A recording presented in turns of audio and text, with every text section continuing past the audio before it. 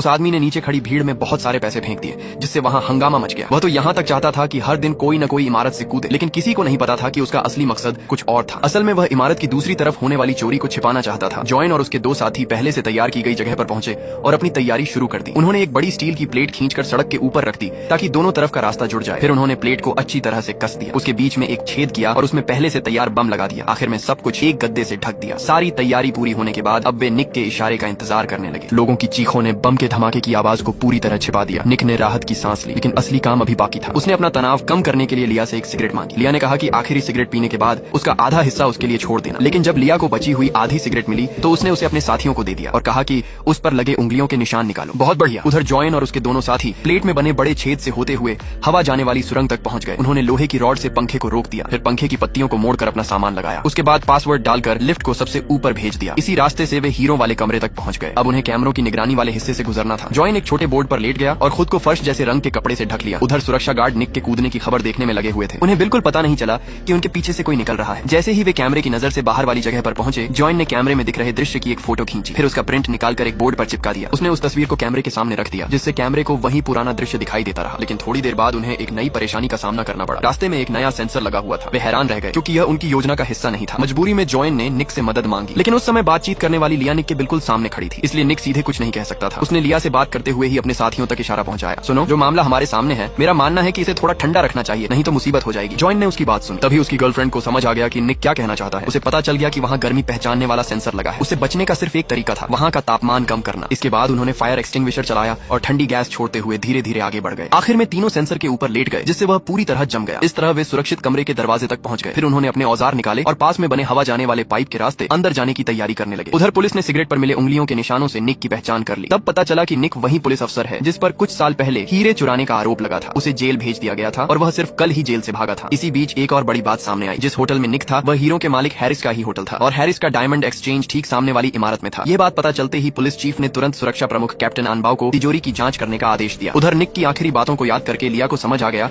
कि निक सच में भागना नहीं चाहता। वह खिड़की के पास गई और उससे सच्चाई पूछी। तब निक ने सारी कहानी बता दी। निक ने बताया कि कुछ साल पहले उसे हीरो की सुरक्षा की जिम्मेदारी मिली थी, लेकिन रास्ते में दो नकाबपोश लोगों ने हमला करके हीरे लूट लिए। इसके बाद चोरी का इल्जाम उसी पर लगा दिया गया। असल में इस पूरी साजिश के पीछे हीरो का मालिक हैरिस था। उस समय हैरिस की कंपनी दिवालिया होने के कगार पर थी, इसलिए उसने बीमा कंपनी से करोड़ों का पैसा लेने के लिए अपने ही हीरे गायब करवा दिए। निक को सिर्फ बलि का बकरा बनाया गया था। निक ने बताया कि हीरे आज भी हैरिस के पास ही छिपे हुए हैं। आज जो कुछ भी हो रहा है उसका मकसद सिर्फ उन हीरो को ढूंढकर अपनी बेगुनाही साबित करना है। निक ने लिया से मदद मांगी क्योंकि जांच करने पर उसे पता चला था कि उन दो नकाबपोश लोगों में से दोनों पुलिस विभाग के ही थे, इसलिए उसे सिर्फ लिया पर भरोसा था। लिया ने गुस्से में कहा, अगर तुमने मुझसे एक भी बात झूठ बोली तो मैं खुद तुम्हें नीचे धक्का दे दूंगी। दूसरी तरफ दोनों साथी अपना काम कर रहे थे। तभी उन्होंने देखा कि कैप्टन आनबाओ अपनी टीम के साथ उनकी तरफ आ रहा है। अब उनके पास भागने का समय नहीं था। तभी निक ने अपनी जेब से ढेर सारे पैसे निकाले और नीचे खड़ी भीड़ पर फेंक दिए। आसमान से पैसे गिरते देखकर लोग उन्हें लूटने के लिए दौड़ पड़े। भीड़ की वजह से सुरक्षा गार्ड वहीं फंस गए। इसी मौके का फायदा उठाकर दोनों साथियों ने जल्दी से सारे सबूत हटा दिए और हवा जाने वाली सुरंग में छिप गए। कुछ देर बाद कैप्टन आनबाओ ने तिजोरी का पासवर्ड डाला, लेकिन उसे बिल्कुल अंदाजा नहीं था